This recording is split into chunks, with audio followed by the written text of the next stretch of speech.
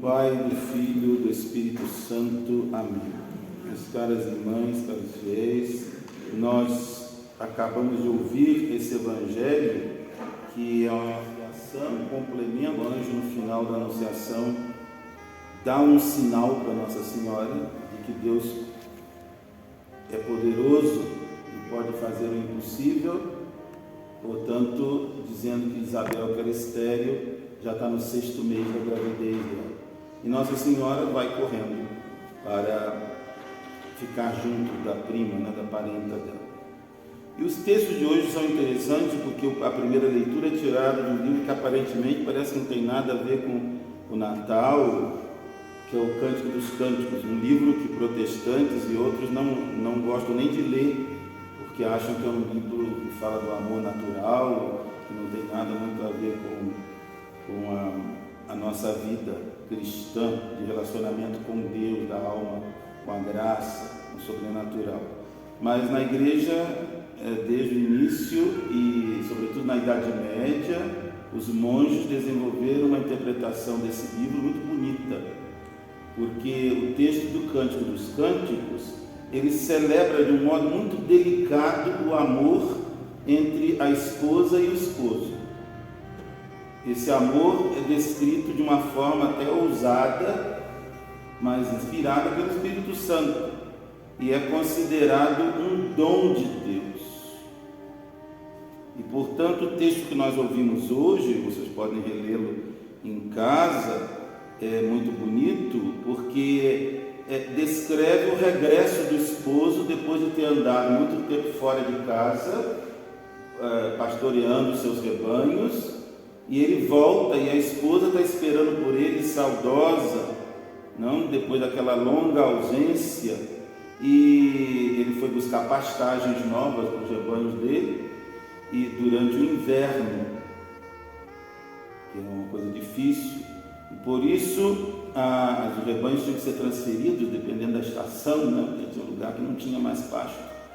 Até hoje isso acontece, E de modo que a alegria da esposa é que é retratada nesse texto que nós ouvimos hoje, pelo regresso do seu marido, do seu amado, e a grande ternura que ela manifesta para com o seu marido. E são tão intensas as palavras que ela utiliza, cheias assim de inspiração poética, vamos dizer, que as imagens da primavera, primaveris, que tão expressivas, parece insuficiente para descrever a emoção que ela sente.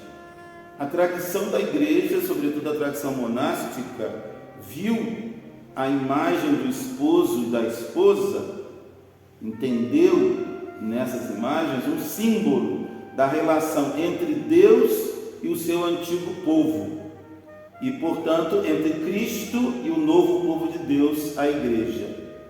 Deus é o esposo desse texto aqui que nós ouvimos. Israel é a esposa. E porque o amor de Deus pelo seu povo se prolonga no amor de Cristo pela sua igreja, o esposo é Cristo, a esposa é a igreja. Então a liturgia utiliza essa simbologia nupcial para colocar entre Cristo e Maria, entre Cristo e nós que acreditamos. Essa imagem pode servir também assim.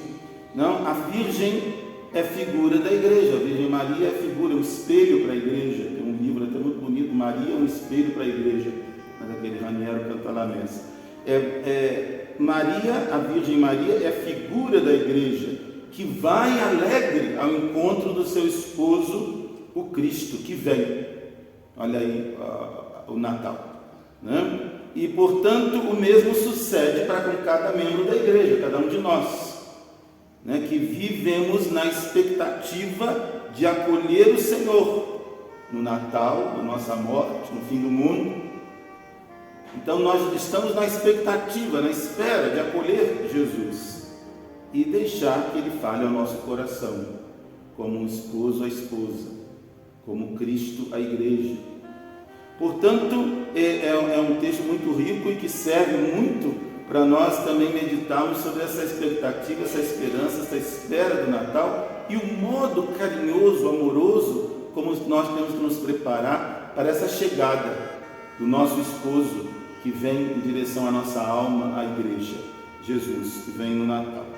No Evangelho, nós ouvimos esse texto, então, da visita de Maria a Santa Isabel, que nós celebramos como segundo mistério, no terço gozoso, e, portanto, é a narrativa dessa visitação. Ela vivia em Carim, até hoje tem 2 santuários lá, o santuário do Benedictus e o santuário do Magnificat, nessa cidade, nas montanhas da Judéia. E é interessante, se vocês depois pegarem esse texto em casa para ver quantas referências bíblicas ao Antigo Testamento tem esse texto, porque a Virgem Maria está percorrendo o mesmo caminho que a Arca da Aliança fez, o mesmo caminho que a Arca da Aliança, por onde passou, Nossa Senhora também, séculos depois, passou. Ela é a nova Arca da Aliança, como nós dizemos na ladainha de Nossa Senhora. Ela transporta como Arca da Aliança o próprio Jesus, o próprio Deus.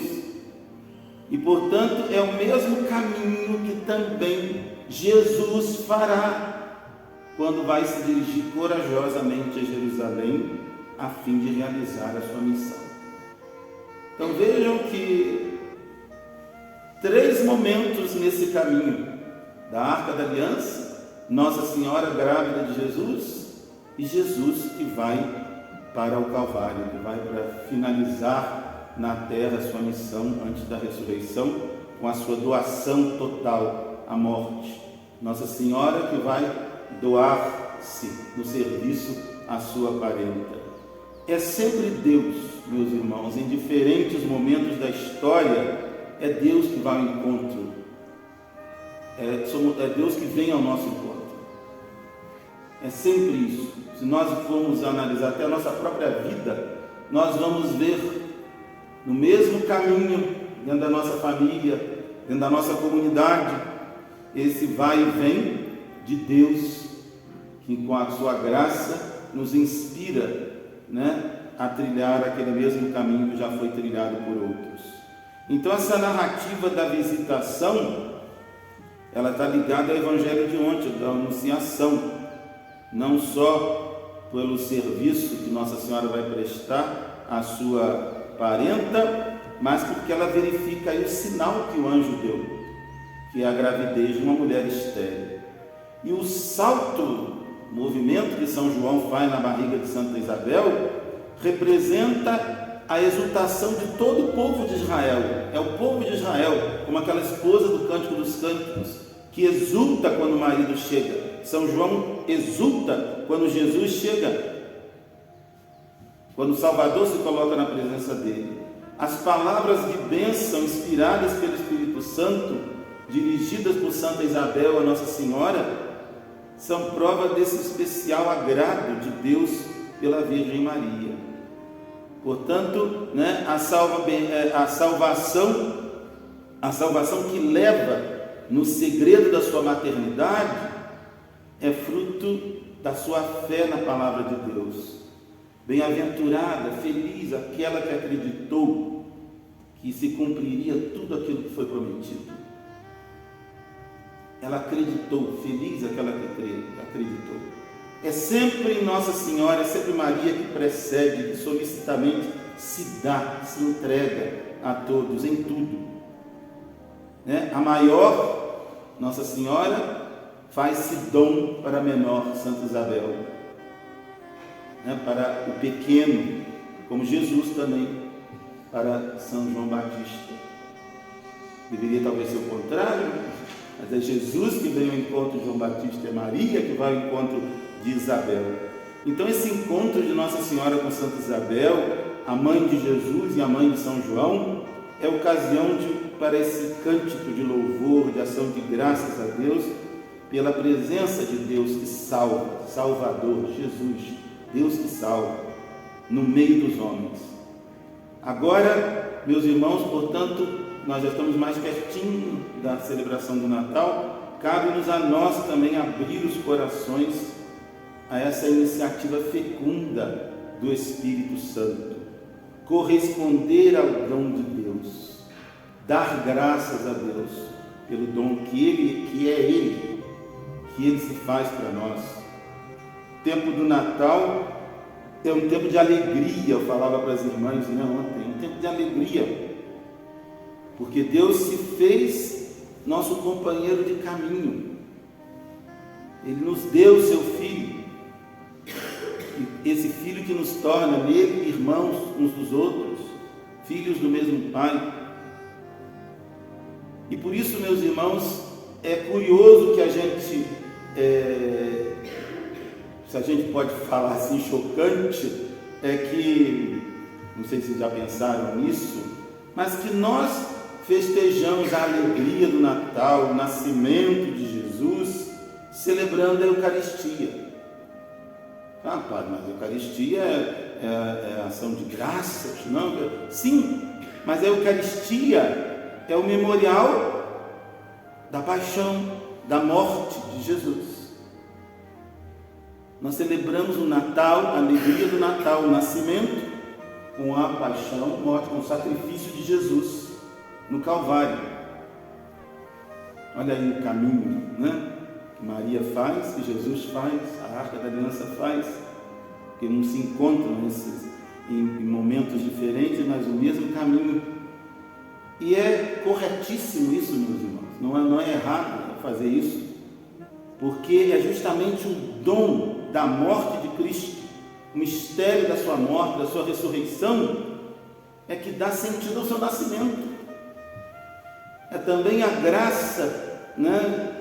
Graças à sua morte e ressurreição, que nós podemos celebrar plenamente o seu nascimento. É na Eucaristia que nós podemos compreender plenamente o Antigo Testamento, o Novo Testamento, e, portanto, o sentido da vida terrena de Jesus, do seu nascimento, dos acontecimentos, né, que precederam Jesus. A visitação, portanto, significa, vamos dizer assim, alcança o seu significado pleno na Eucaristia, porque contemplando o menino do presépio, nós contemplamos o amor de Deus que se dá a nós. Um filho nos foi dado, um menino nasceu para nós, Emanuel, Deus conosco, Deus para nós. Então o nascimento de Jesus, ele está todo orientado aqui para esse sacrifício, para essa paixão, morte e ressurreição, para esse dom, essa entrega dele como alimento para nós, como vida. É a doação, o nascimento de Jesus, Natal, é a doação que começa e será plena quando Jesus der a sua vida por nós na cruz.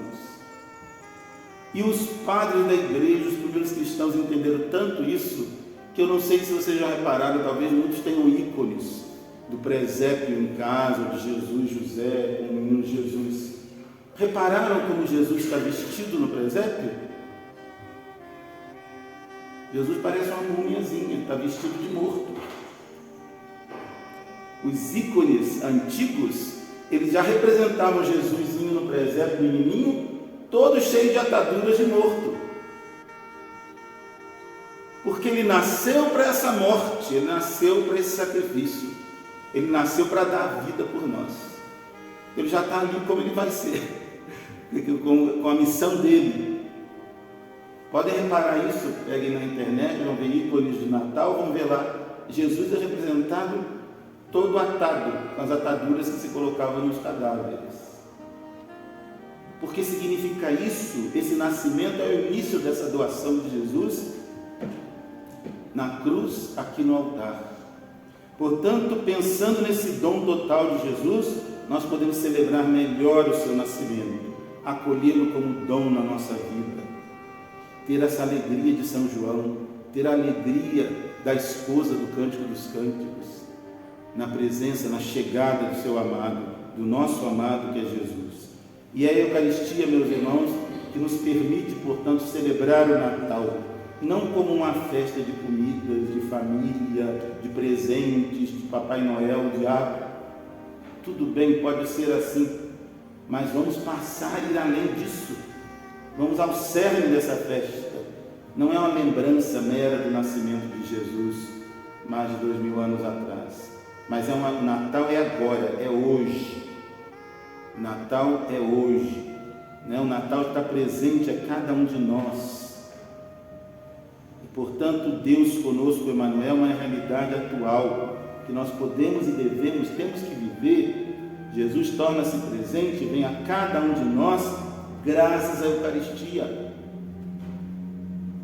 Portanto, ainda graças à Eucaristia, nós podemos nos unir à Nossa Senhora, a Virgem Mãe, que leva em si o seu menino. Podemos ir ao encontro uns dos outros, conscientes dessa grandeza, dessa presença de Deus em nós, que pode despertar também nesses outros que nós encontramos a presença de Deus. Tal como Maria, quando nós somos alimentados aqui no altar pela Eucaristia, nós estamos grávidos de Jesus. Também nós temos que levar Jesus aos outros, a tantas Isabéis que estão aí dentro da nossa família, nos lugares que nós vivemos. Nós nos colocamos a caminho do serviço e do consolo uns dos outros. Vamos pedir então hoje ao Senhor que, por nosso amor, Ele assumiu a nossa carne no seio virginal de Maria, e que por amor Ele se fez nosso alimento na Eucaristia. Que Ele nos dê a graça de o acolher, agradecidos, de exultarmos como a esposa do Cântico dos Cânticos, como João Batista, como Isabel, de uma santa alegria. Que Ele nos conceda também a graça de, como Maria, que levou ao encontro de Isabel e de João, que também nós possamos levá-lo a todos que encontramos nos caminhos da nossa vida. Que Ele nos faça escutar a sua voz, que Ele nos conceda a graça de respondermos na oração a Ele, e sobretudo que Ele faça com que nos deixemos envolver na ação poderosa do Espírito Santo que reza em nós. Assim, meus irmãos, renovados interiormente, exultantes de alegria, cheios de generosidade, nós saberemos nos dar aos outros, nos dar junto com Jesus aos irmãos. Em nome do Pai, do Filho e do Espírito Santo. Amém.